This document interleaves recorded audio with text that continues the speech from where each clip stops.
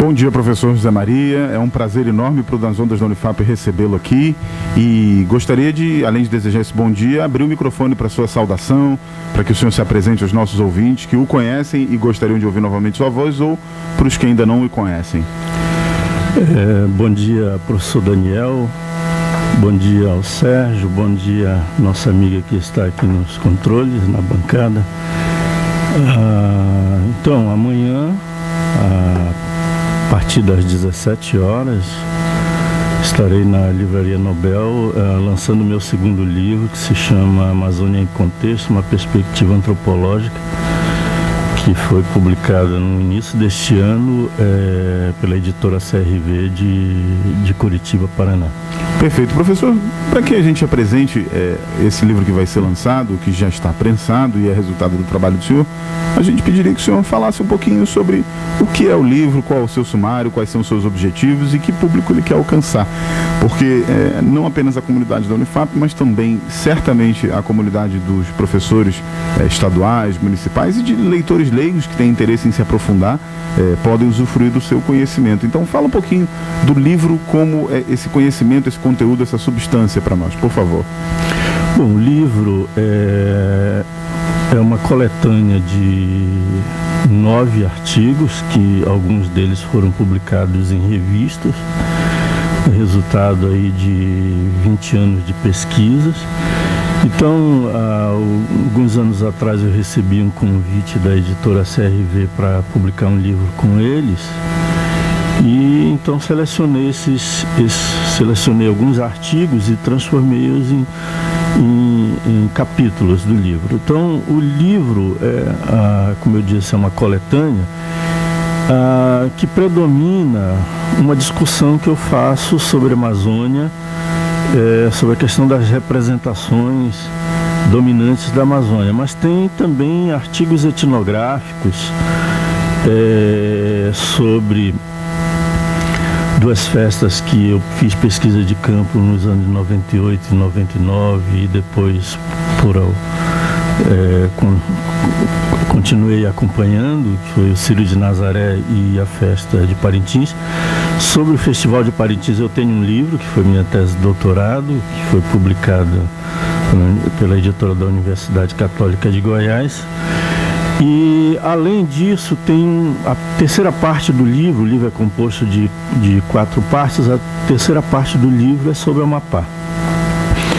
2 capítulos tratam da fronteira Amapá-Guiana Francesa, que é resultado de um projeto de pesquisa nacional que eu participei em 2004, 2005 e 2006, e que eu fiz pesquisa lá no Iapoc.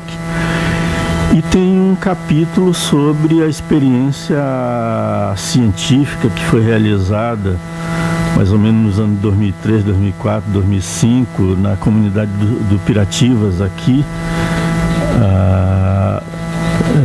na localidade de Santana, aqui, no Amapá, em que pessoas da comunidade, uma comunidade afro, né, uma comunidade quilombola, as pessoas da comunidade foram utilizadas como cobaias para uma experiência sobre o mosquito transmissor da malária. Então, na época, eu acompanhei toda a diligência que foi feita. Eu acompanhei, inclusive, o senador Cristóvão Buarque na comunidade, e depois recebi todo o dossiê e fiz algumas incursões em campo. E aí fiz esse artigo, inclusive, para o Congresso da Sociedade Brasileira de Sociologia. Esse é um dado importante. Esses artigos todos eles foram feitos para congressos científicos em diferentes lugares, e aí em diferentes reuniões científicas. E alguns deles foram publicados em revistas, como, por exemplo, sobre política de turismo, que foi publicado no NAIA. O artigo sobre Parintins foi publicado em 2 revistas, e de migração na região de fronteira também foi publicado. E aí o livro, a 4ª parte do livro, a primeira parte, que são formada por 2 capítulos, O primeiro trata de etnicidade na região amazônica, novas formas de etnicidade na Amazônia. O segundo trata de turismo e como o turismo transforma a Amazônia em exotismo. E os dois últimos capítulos da última parte, que são mais teóricos, um trata da literatura e outro é uma discussão teórica com base na teoria pós-colonial.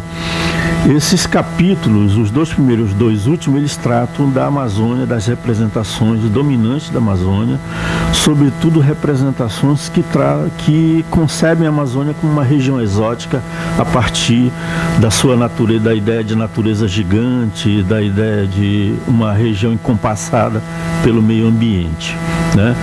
E nessas representações, segundo as análises que eu tenho feito, quer dizer, a perspectiva, uma perspectiva muito biológica, muito ambiental, percebe não apenas a natureza, né, mas que as pessoas, as comunidades e suas identidades, os artefatos culturais, supostamente seriam encompassados, seriam determinados pelo meio ambiente, pela natureza gigante.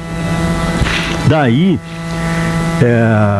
em muitas abordagens, por exemplo, no turismo, no capítulo sobre turismo, eu mostro e demonstro isso na análise, como, por exemplo, tanto as empresas de turismo da região vendem pacotes, transformando os ribeirinhos, indígenas e outras comunidades em pessoas vinculadas à natureza, como se fossem os nobres selvagens do século XX e XXI, né? Vendendo como os selvagens contemporâneos e tratando-os como exóticos, tanto que tem se a gente acessar os sites de agência de turismo, a gente vai encontrar inclusive postagens tratando essas pessoas como civilizações primitivas, como selvagens, como ainda vivendo do extrativismo, enfim, colocando-os na natureza, como populações na natureza, como populações selvagens.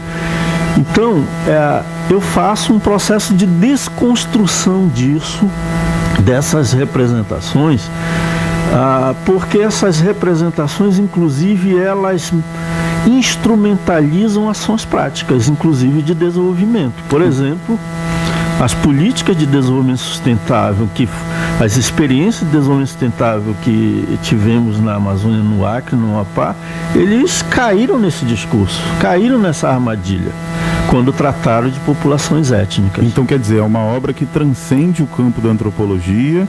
Para quem não é antropólogo e quer saber mais sobre a região, também pode usufruir, porque, como a gente pode ver, tem um conjunto de saberes aí que realmente são multifacetados.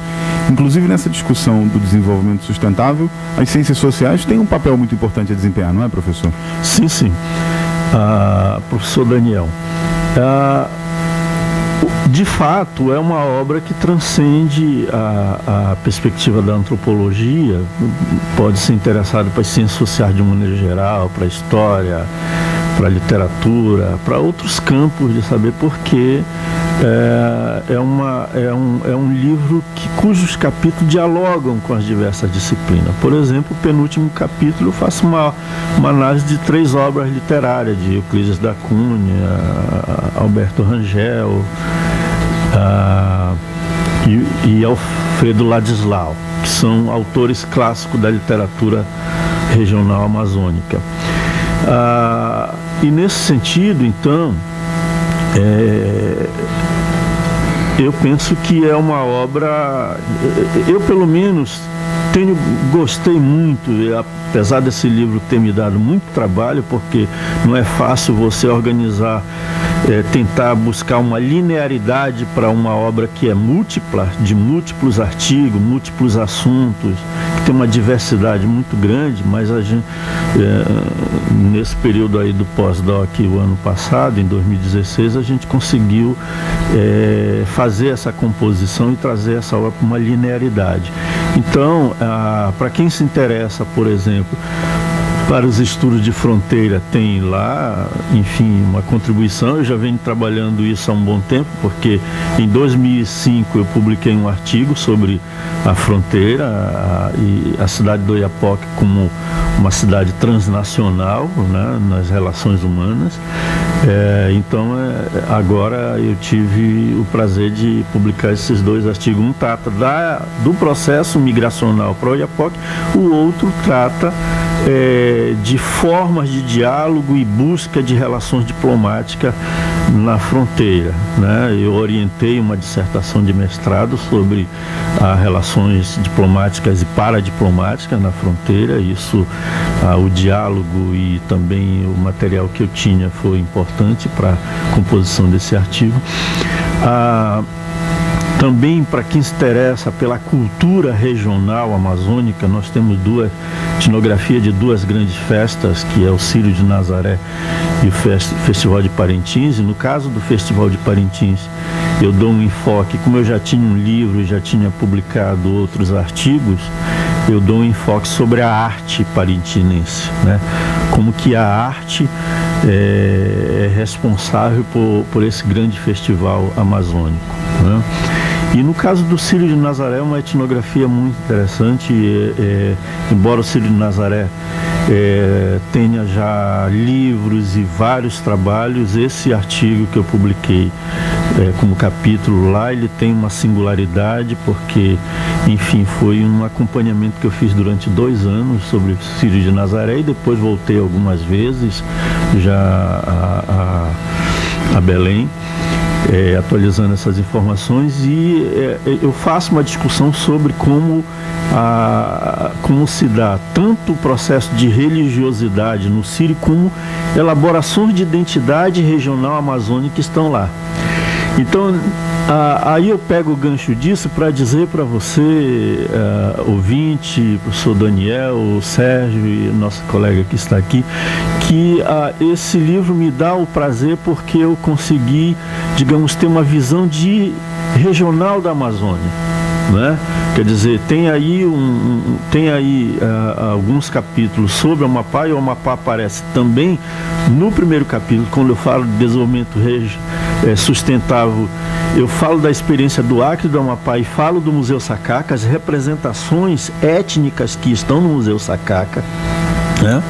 Na composição museológica, sobretudo da parte do Museu a Céu Aberto. E o Amapá aparece novamente também no penúltimo capítulo, quando eu falo de literatura e também processo migracional para a Amazônia.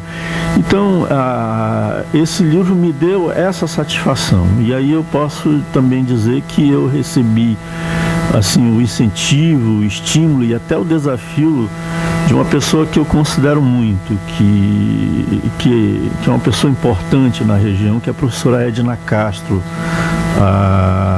que é da Universidade Federal do Pará, do Núcleo de Altos Estudos Amazônicos. Nós nos encontramos no congresso da Sociedade Brasileira para o Progresso, para a Sociedade Brasileira de Sociologia, em 2011.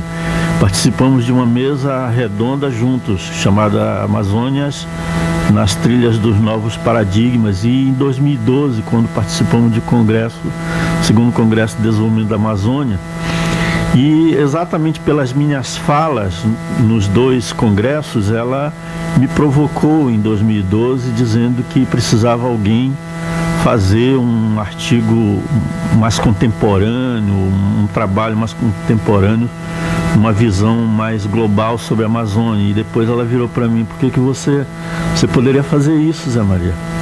Exatamente por umas colocações que eu tinha feito na abertura do Congresso de Desenvolvimento Regional em Tocantins, em 2012, e ela veio me fazer algumas perguntas no final, e depois fez essa provocação.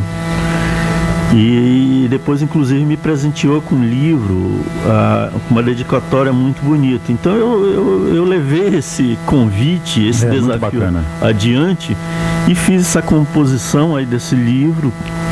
e espero que as pessoas gostem. Vai ser muito bacana. Professor, eu queria agradecer a sua presença. A gente poderia falar o programa inteirinho sobre isso, mas o Sérgio aqui, a gente tem as pautas, tem o horário do próximo programa e a gente não pode monopolizar, mas todos nós podemos estar presentes no lançamento do livro.